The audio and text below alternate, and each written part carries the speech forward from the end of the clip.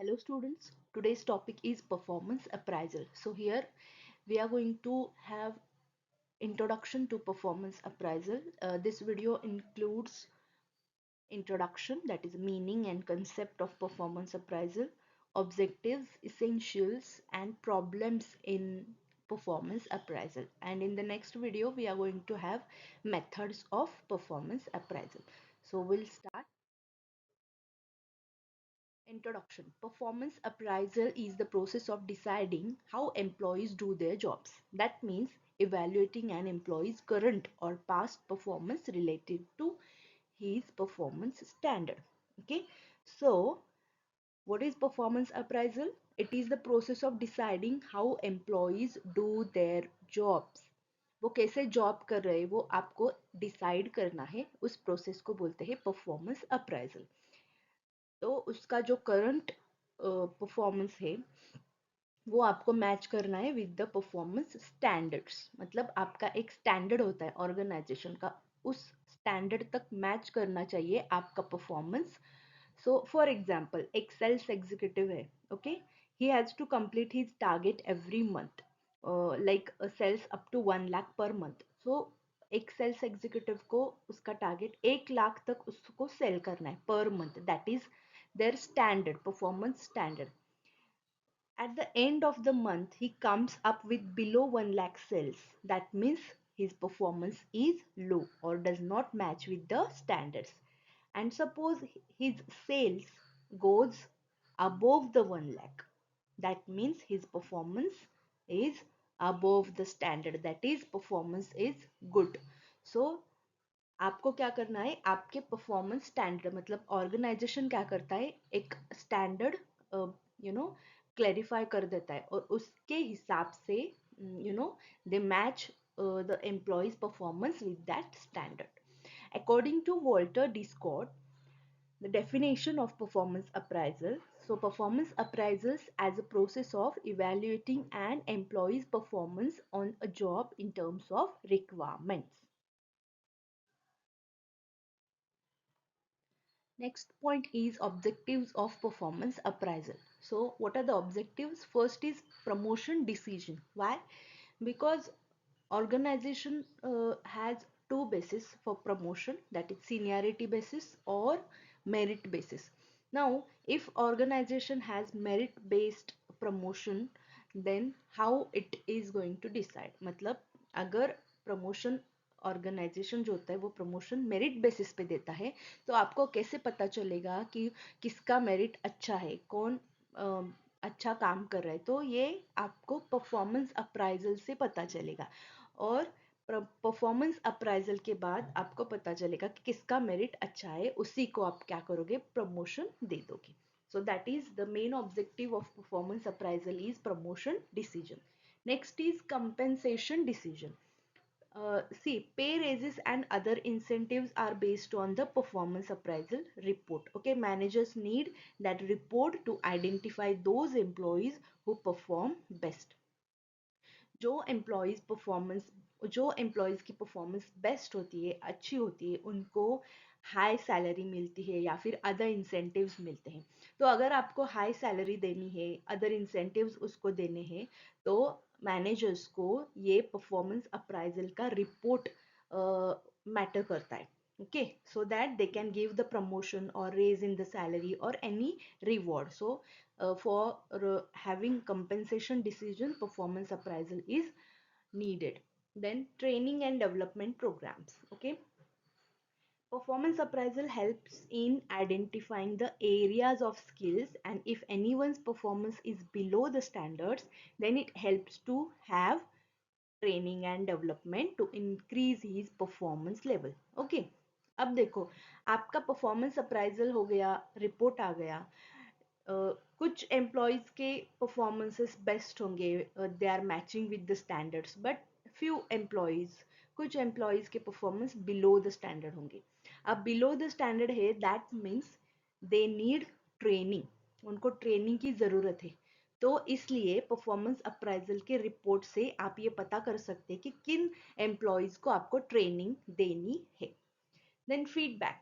Feedback means employees got to know about their job how well they are doing their job, what are their scopes for improvement, so that they can improve their present performance. Okay, so ये performance appraisal के जो report होते हैं वो हम employees को भी देते हैं। तो एम्प्लॉयज चेक कर सकते हैं कि मेरा परफॉर्मेंस अच्छा था या नहीं, मैं कैसे काम कर रहा हूँ वो उसको पता चलेगा, और उसके बाद ही will get to know the scopes for improvement, मैं कहाँ पे इम्प्रूव कर सकता हूँ मेरे present performance, so that it will match the standards. Okay, so feedback is also one type of or one objective of performance appraisal. Then next is personal development and self improvement. Now performance appraisal report shows the causes of poor and good employee performance. Okay, so with having the communication with the managers or with the raters, employees can take suitable step to correct their shortcomings. Okay, जैसे feedback में मैंने कहा वैसे ही personal development या फिर self development, self improvement, performance appraisal का जो report होता है उससे साफ पता चलता है कि आपका परफॉर्मेंस लो क्यों है या फिर आपका परफॉर्मेंस अच्छा क्यों है, कॉजेस जो है वो वहां पे पता चलते हैं। तो उसकी वजह से वो कॉजेस पे आपको क्या करना है, काम करना है। तो आप मैनेजर्स या फिर जो आपका अप्राइजर होता है, रेटर होता है, उससे आप कम्युनिकेशन कर सकते हैं ताकि आप उसको करेक्ट कर सके, मेरी गलती कहाँ पे हो रही है वो कम्युनिकेशन से आप वो करेक्ट कर सकते हैं, और it leads to have personal development.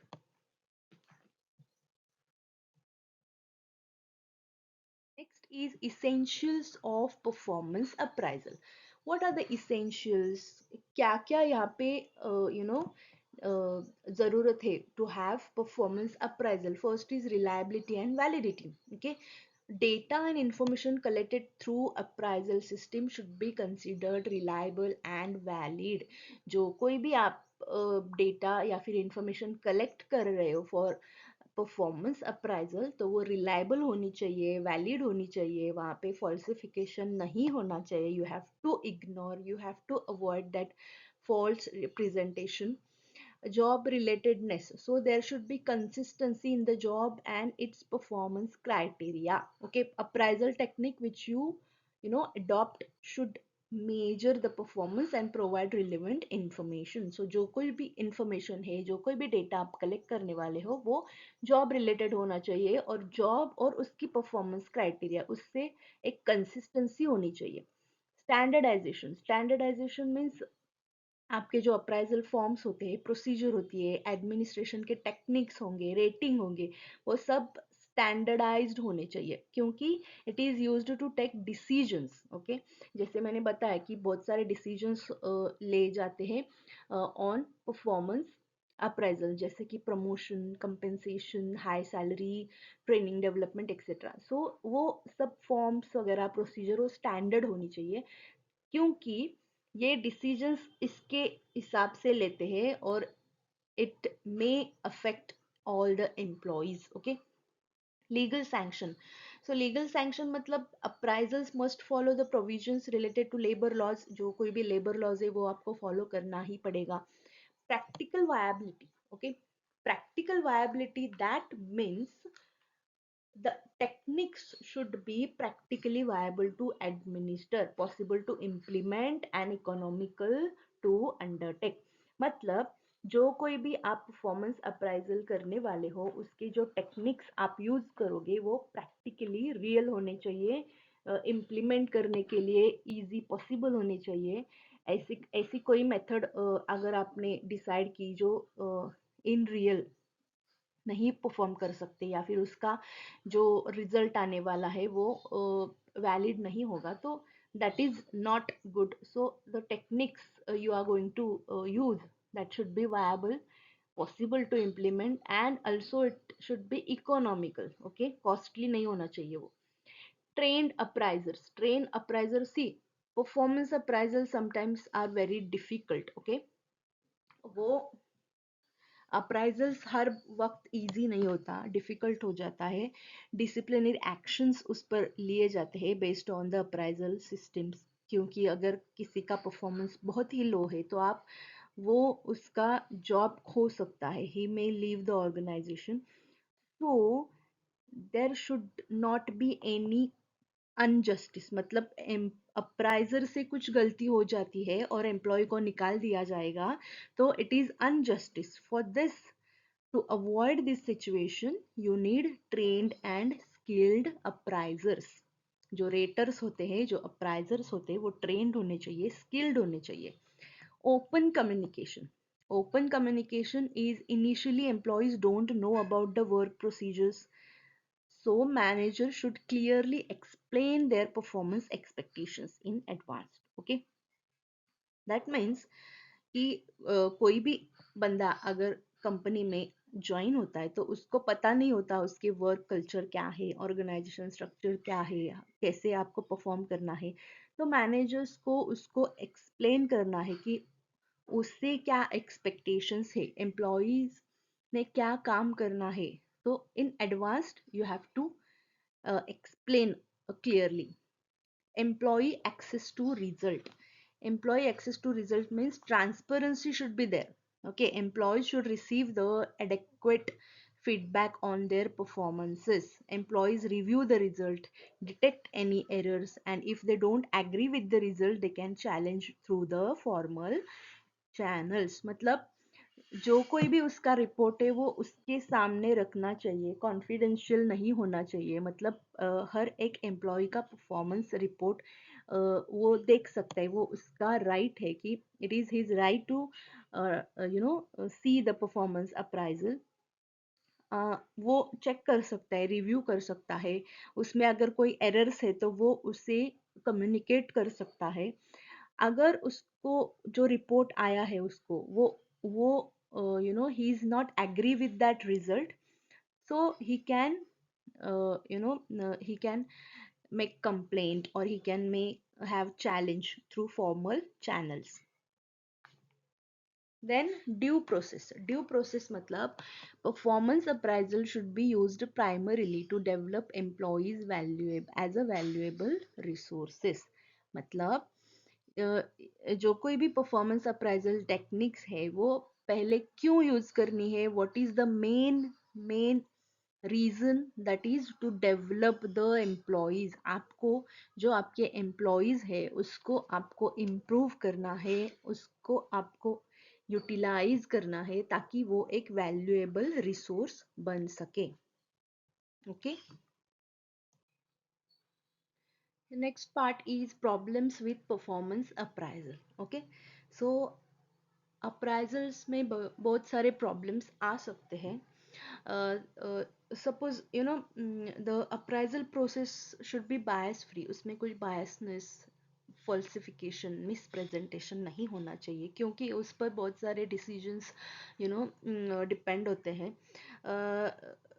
और परफॉर्मेंस अप्राइजल इतना भी इजी टास्क नहीं है. Okay, in the small organization it is easy to appraise small group. Small organization होगा तो एम्प्लॉयज भी कम होंगे, तो एक ग्रुप का एक लिमिटेड एम्प्लॉयज का परफॉर्मेंस चेक करना, इवेलुएट करना, it is easy task. But in the big organization where 2000 5000 employees are there, so it is not that much easy to apprise them. Okay, and managers cannot do it by himself. He has to depend on other people, depend on the middle level or supervisors who apprise that employee and send the report to the manager. So it may have some problems while having the performance appraisal. Okay, मतलब big organisation में for example 2000 employees है और एक manager उस 2000 employees का performance अकेले check नहीं कर सकता. उसको कोई पर्सन्स या फिर रेटर्स उसको हायर करने पड़ेंगे, या फिर उनको एक काम देना पड़ेगा, टास्क देना पड़ेगा फॉर अप्राइजल, परफॉर्मेंस अप्राइजल. सो वो जो मिडिल लेवल मैनेजर्स है या फिर इमीडिएट सुपरवाइजर्स है, अदर पीपल है, वो क्या करते हैं, उनके उनके टीम के उनके उनके उस लेवल का एम्प्लॉयज का परफॉर्मेंस अप्राइज करते हैं और उसका रिपोर्ट जाके टॉप मैनेजमेंट को सबमिट कर देते हैं. सो आप ये नहीं कह सकते, मैनेजर टॉप मैनेजमेंट्स ये नहीं कह सकते कि इसने जो किया है, इसने जो अप्राइजल किया है वो 100% एक्यूरेट है। सो आपको उस मैनेजर को पूरी तरह से उन पर ही डिपेंड होना पड़ता है, और इसलिए उसमें कुछ प्रॉब्लम्स आ सकते हैं। So in the next slide we are going to see what type of problems will be there. So here are some judgment type errors. So primacy effect क्या है कि पॉजिटिव और निगेटिव हो सकता है. पॉजिटिव मतलब रेटर यही decide करता है कि कोई भी एम्प्लॉय गलत नहीं करता, और निगेटिव प्राइमेसी इफेक्ट मतलब कोई एम्प्लॉय अच्छा या फिर बराबर करता ही नहीं है. ओके, सो ये दो टाइप्स हो सकते हैं. देन हैलो इफेक्ट मतलब this error occurs when one aspect of subordinates performance affect the raters evaluation of other performance dimensions. मतलब क्या, एक एम्प्लॉय का एक ऐसा अच्छा उसके पास एक अच्छी क्वालिटी है. ओके, एक ही अच्छी क्वालिटी है जिसके हिसाब से या फिर जिसके बेसिस पे वो पूरा पूरा उसका परफॉर्मेंस डायमेंशन को इवेलुएट करता है रेटर. मतलब उस एक अच्छी क्वालिटी की वजह से उसका पूरा परफॉर्मेंस वो रेट करता है. तो यहाँ पे एरर आ सकता है. हॉर्न इफेक्ट उसके अपोजिट, हेलो के अपोजिट, मतलब एक निगेटिव क्वालिटी है उसमें, सो दैट रेटर क्या करता है, बायसनेस करता है. एक निगेटिव क्वालिटी है इसलिए वो पूरा का पूरा परफॉर्मेंस उसका हार्शली रेट करता है. मतलब पूरा उसका परफॉर्मेंस निगेटिव पे चला जाता है. Leniency and strictness. Lenience and strictness मतलब क्या, तो ये इवेल्युएटर जो होता है वो assigns high score to the evaluates while stricter assigns the comparatively low scores. Okay, तो लीनियंसी एंड स्ट्रिक्टनेस मतलब यहाँ पे दो रेटर हो सकते हैं, एक लीनियंट एंड एक स्ट्रिक्टर. जो लीनियंट होता है वो इवेल्युएटर्स को हाई स्कोर्स देता है. हमारे हमारे स्कूल में भी ऐसे टीचर्स होते थे. हमने कोई भी एक पैराग्राफ लिखा तो उसको 2-3 मार्क्स दे देते थे. लेकिन जो स्ट्रिक्ट टीचर्स होते हैं वो बहुत स्ट्रिक्टली पेपर चेक करते हैं कि नहीं, इसने ये करेक्ट नहीं लिखा है, एक पैराग्राफ लिखा है लेकिन कोई भी करेक्ट, तो वो 0 मार्क्स भी दे सकता है वहां पे. सो ये स्ट्रिक्टली चेक करता है paper. So same here performance appraisal पे लीनियंट इवेल्युएटर होता है, वो हाई स्कोर दे देता है, इवेल्युएट करता है. स्ट्रिक्ट स्ट्रिक्ट जो परफॉर्मेंस या फिर अप्राइजर होता है वो कितना भी अच्छा काम कर लो, आप लो स्कोर ही परफॉर्मेंस पे दे देता है. Central tendency occurs when appraisers rate all employees as average performers. So यहाँ पे सभी को एवरेज परफॉर्मेंस वो घोषित कर देता है. That is central tendency. Stereotyping means individual holds about a person because of that person's gender, age, religion and caste. So stereotyping is a very illegal type of error. Because यहाँ पे rater क्या करता है, उसके as के हिसाब से, उसके जेंडर, उसका कास्ट, उसके हिसाब से उसको इवेल्युएट करता है. That is very wrong. Recency effect, the rater gives greater weightage to recent occurrence than earlier performance. So ये भी एक सीरियस प्रॉब्लम है. यहाँ पे रेटर क्या करता है कि पिछले एक एक हफ्ते पहले अगर उसने बहुत अच्छा काम किया है, कुछ ऐसे सिचुएशंस या फिर कुछ ऐसी बातें हो गई है, किस्से हो गए, तो उसके हिसाब से उसको वेटेज दिया जाता है, उसके हिसाब से उसको स्कोर दिया जाता है, ना कि उसका जो पहला अर्लियर परफॉर्मेंस था वो चेक करे. तो पहले जो परफॉर्मेंस था उसको concentrate न करते हुए he is going to have only recent occurrences. So this is also one type of error. The next is poor per appraisal forms. अगर आपके अप्राइजल फॉर्म्स, जैसे मैंने कहा इसेंशियल्स में अप्राइजल फॉर्म्स स्टैंडर्डाइज्ड होने चाहिए, अगर वो पुअर होते हैं उसके जो रेटिंग स्केल्स है वो अनक्लियर है। यहाँ पे जॉब परफॉर्मेंस फॉर्म में इम्पॉर्टेंट एस्पेक्ट को नहीं लिया गया, इग्नोर किया है, या फिर इररिलेवेंट डायमेंशंस वहाँ पे ऐड किया है। इररिलेवेंट डायमेंशंस मतलब क्या? सपोज परफॉर्मेंस अप्राइजल में आपको उसका सम डायमेंशंस आर देयर, मतलब वर्किंग आवर्स कितने हैं, वो उसका बिहेवियर कैसा है, टेम्परामेंट कैसा है उसका, देन पंक्चुअलिटी कैसी है, दिस टाइप ऑफ डायमेंशन। अगर वो उसकी लुक्स कैसे है,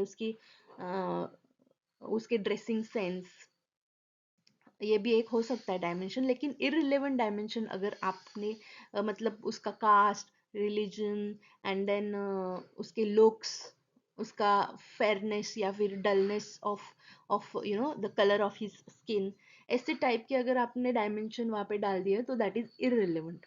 then too complex and lengthy form, समझ में नहीं आ रहा है क्या परफॉर्मेंस अप्राइजल का फॉर्म है, बहुत ही कॉम्प्लेक्स है और बहुत ही लेंदी है, so it is again problem in the performance appraisal. Lack of rater preparedness, okay, जैसे मैंने कहा rater and appraiser should be skilled and knowledgeable and trained, okay. Limited functional specialisations of rater, so this is error. Rater जो होता है उसके specialisations अच्छे होने चाहिए। Incompetent rater, insufficient time to carry out appraisal systematically and confused when objectives are unclear. So ये rater के कुछ निगेटिव क्वालिटीज है जिससे आपके परफॉर्मेंस अप्राइजल में प्रॉब्लम्स आ सकती है। अगर वो इनकॉम्पिटेंट है, उसके पास सफिशिएंट टाइम नहीं है अप्राइजल सिस्टमेटिकली लेने के लिए, या फिर वो खुद कंफ्यूज्ड है कि ऑब्जेक्टिव्स क्या होनी चाहिए अप्राइजल के, so again it is going to have problems in the performance appraisal. Ineffective organizational policies and practices, so organization की पॉलिसीज एंड प्रैक्टिसेस भी बहुत मैटर करते हैं in the performance appraisal. Suppose ineffective मतलब क्या? No reward for rater for sincere appraisal.